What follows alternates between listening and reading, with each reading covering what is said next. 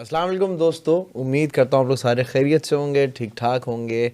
मेरी पॉडकास्ट पे आज जो शख्स हैं वो ख्वाब की ताबीर बताते हैं। इनका मोबी ने काफ़ी ज़िक्र किया था कि यार आप फैसल को ज़रूर बुलाना। एंड हमारी इस पॉडकास्ट से पहले बैठ के जो मेरे ख्याल 2-2.5 घंटे की बातें भी हुई हैं।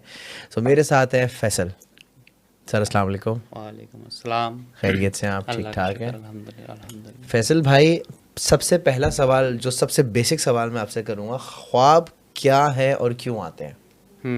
ये जो सवाल है ना, देखें हम तो ये ह्यूमन बीइंग इंसान है ना, जी। ठीक है ना। मज़हब की बात दूसरा सवाल के ख्वाब के वजह क्या है आने की ना, तो जो हमें हदीसों में रोशनी मिलती है ना, ख्वाब की 3 इक़साम होती हैं। एक अल्लाह की तरफ से आता है, एक दुनियावी ख्वाब आता है, एक शैतानी ख्वाब आता है। सही। अब ये आते क्यों है, बड़ा अच्छा सवाल है आपका कि भाई इंसानों को ही आते हैं। मैं आपको इसमें एडिशन करूँ, इंसानों के अलावा जानवरों को भी आते हैं, ठीक ओके। है। अब मसला क्या होता है, ये बड़ा सेंसिटिव इशू है और इसका ताल्लुक डायरेक्ट अकर साइंस से जाके मिलता है, ठीक है ना। सही। अब ये इंसान जो रोज़मर्रा के अपने कार होते हैं, काम वगैरह कर रहा होता है, जॉब जा रहा था, ऑफिस जा रहा होता है, ये वो होता है, एक रूटीन लाइफ चल रही थी। जैसे आप जो भी आपको रूटीन के वर्क, खाना पकाना हो गया, जॉब पे जाना, बच्चों के साथ आना जाना, ठीक है। इंसानी जिस्म का सब में स्ट्रॉन्ग ऑर्गन क्या पता है आपको? ब्रेन है, ठीक है। तो हमारा ये सारा काम होता है ना, ये हमारे ब्रेन में स्टोर हो जाता है। जब ख्वाब की सूरत में हम रिलैक्स मोड में चले जाते हैं, अब हम एक्टिव मोड में चल रहे हैं, फिर रहे हैं, बातचीत कर रहे हैं, ठीक है, एक्टिव मोड में। रिलैक्स मोड कब आता है हमारा? जब आता है जब स्लीपिंग कर रहे हैं, रेस्ट कर रहे होते हैं। सही। तो जो हमारे दुनियावी मामला होते हैं, जो स्ट्रेस होता है ना, ठीक है ना, वो सारा दिमाग में होता है, वो सही। ख्वाब की सूरत में रिलीज़ हो जाता है। ओके। ये मैं आपको बहुत यानी कि जो डेफिनेशन करीब तक ले जाना चाह रहा हूँ ना कि इंसानी ख्वाब क्यों आते हैं, तो असल पैटर्न्स में ये होता है। फिर मौसम के असरात, ओके। इससे भी असर होता है, तबीयत के मिजाज की वजह से भी असर होता है, खाना ज़्यादा खा लिया उसकी वजह से भी असरात होते हैं, कोई बीमार होगा तो उसका भी होता है। एक तो ये वजूहात होती हैं, तो हम इसको कहते हैं दुनियावी ख्वाब की कैटेगरी में आ गया, ठीक है। एक होते हैं अल्लाह अज़्ज़ व जल की तरफ से ख्वाब।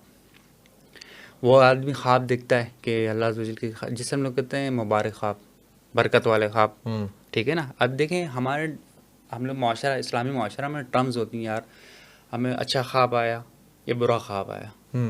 वेस्ट के अंदर भी ये चीज़ें, वो ड्रीम को ड्रीम ही बोलते हैं, ठीक है। और नाइट मेयर कहते हैं, बैड नाइट मेयर आया, उसको बुरा ख्वाब आया, तो उनके भी टर्म्स यही चलते हैं। सही। इस तरफ आ जाएं हमारे इंडोनेशिया, कम्बोडिया, अपना भारत वगैरह, इसके अंदर भी कहते हैं शुभ ख्वाब आया, बुरा ख्वाब आया, तो उनके अभी कॉन्सेप्ट है।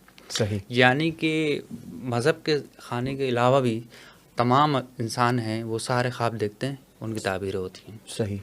ये तो हो गया ख्वाब का खुलासा कि ख्वाब क्यों आता है, उसकी वजूहात क्या हैं, परफेक्ट। ठीक है ना। अब हम लोग डीपली स्टडी करते हैं क्योंकि भैया मुस्लिम है।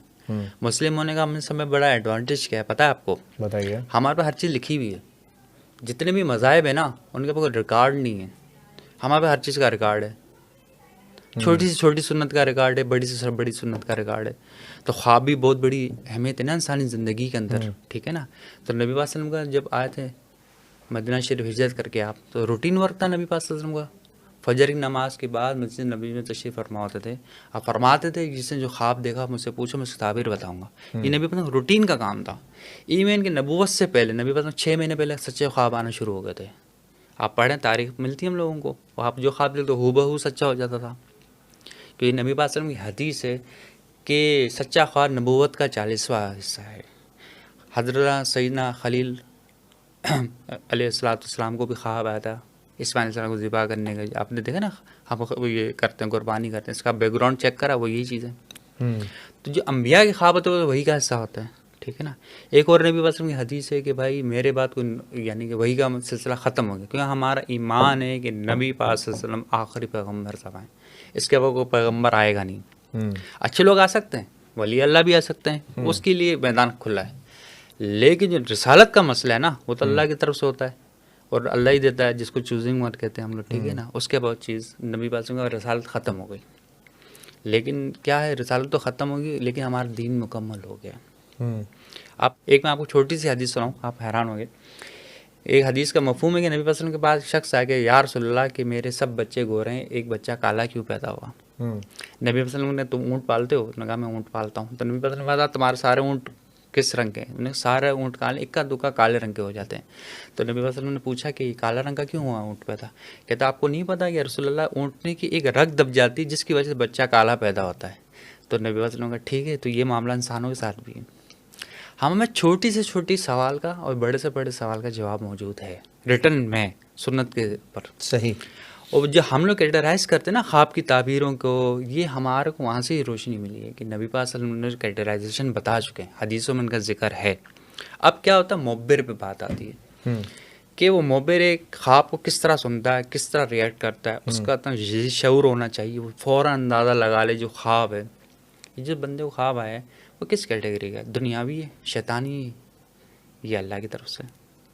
जो अल्लाह की तरफ से ख्वाब आते हैं ना, उसका पैटर्न इंसानी लाइफ में बिल्कुल चेंज होता है।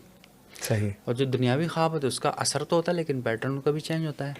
जो शैतान की तरफ से भी ख्वाब आते हैं उसका भी पैटर्न चेंज होता है। मैं आगे आप तफसील बताऊंगा कि इसमें क्या क्या चीज़ें होती हैं। मोटी मोटी थ्योरी मैंने आपको समझा दी कि ये चीज़ होती है। एक इसमें बर्निंग इशू है इस्तिखारा। अक्सर लोग इस्तिखारा करते हैं ख़ास तौर पर शादियों के लिए।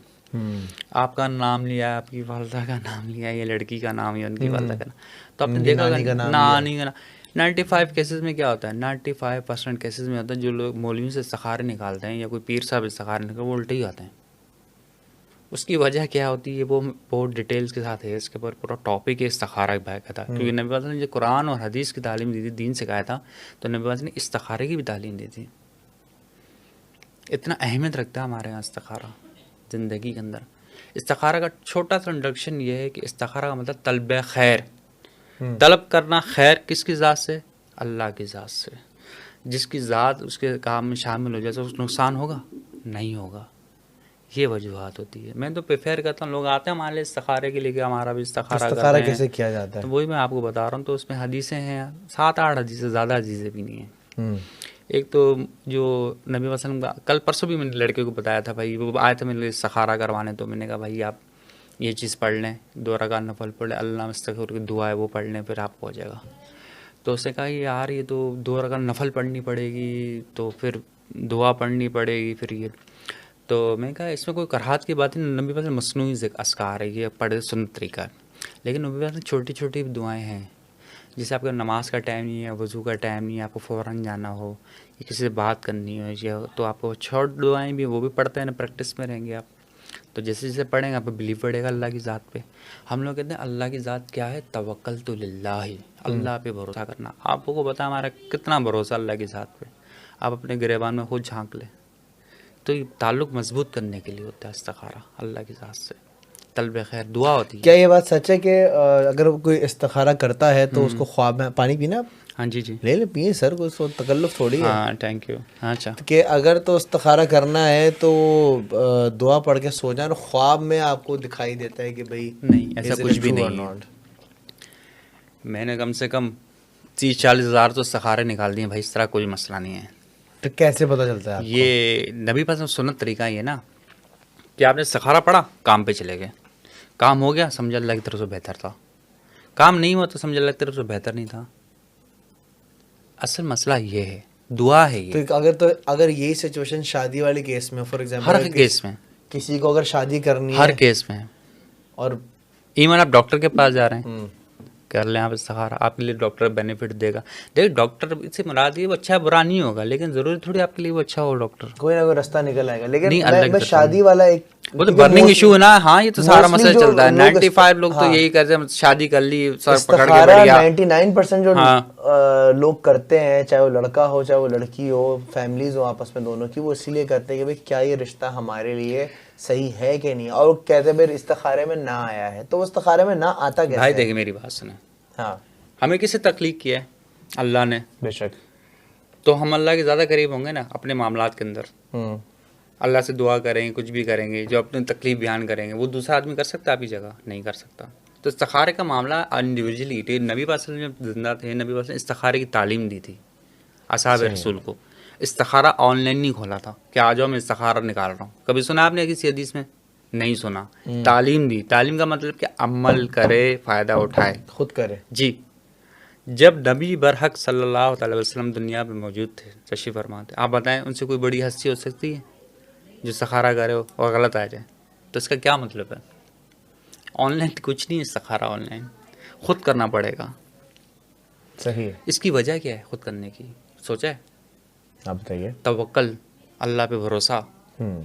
हज़रत अली कह रहे हैं ना, मैंने अल्लाह को पहचान लिया। तो कहता कैसे पहचान लिया? कहता है मैंने इस ज़ात को ऐसे पहचाना जो मेरे इरादों पे हावी है, जिसकी मैं प्लानिंग करता हूँ उसके उलट करते हैं, वो अल्लाह की ज़ात है। हम तो इरादा करते हैं ना, लेकिन असल इरादा तो अल्लाह का ही होता है ना। आप सोच रहे थे मेरे हक काम में हक बेहतर है कि नहीं, ठीक है, तो उससे यही अंदाज़ा होता है कि तवक्कल की वजह से नबी पाक ने तालीम दी थी, पढ़ें। इसमें कोई ख्वाब का जिक्र नहीं आया, कुछ भी नहीं, ये काम हो जाएगा नहीं हो जाएगा।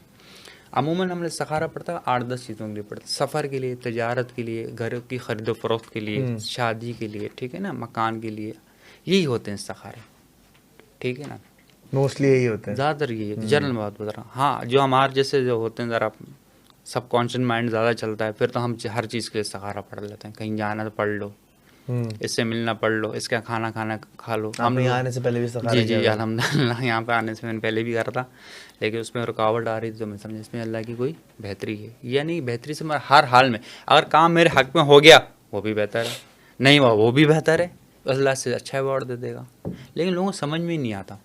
इतने लोग आते हैं हमारे पास सुबह शाम, कल भी आए सखारा, तो मैं ये कहता भाई ये है दुआ सखारी, पढ़ लें आप। हज़रत आप पढ़ लें। भाई शादी मैंने करनी है? नहीं, तो आप पढ़ो, जिसने शादी करनी है वो भी पढ़ेगा ना, मैंने थोड़ी शादी करनी है। कहता है यार आप कैसी बात है? क्या मैं हक की बात कर रहा हूँ, जैसे आपको तो पूरी तफसील समझा, उसको भी पता है। कहता मैं तो फ्रॉड होता रहा, मैं तो ये करा रहा, मेरे नाने से सखारा नहीं। मैं कहा भाई बेकार की बात है, जिसका काम होगा वही खुद निकालेगा ना। मैं अक्सर लोगों को ये बोलता हूँ कि आते हैं लोग दुआ करवाने, तो मैं इनसे सवाल पूछता हूँ दुआ करवाने आए, मुझे बताएं दुआ होती है करी जाती है? तो बहुत से लोग वो कहते हैं यार दुआ की जाती है, बहुत से कहते हैं करवाई जाती है। दोनों साबित हैं, कराई भी जाती है, की भी जाती है। मैं ये कहता हूँ दुआ जो खुद दिल से निकलती है, ना करवाई जाती ना होती है। आ रही बात समझ में? तो ये बोलो कम चीज़ों का इल्म है।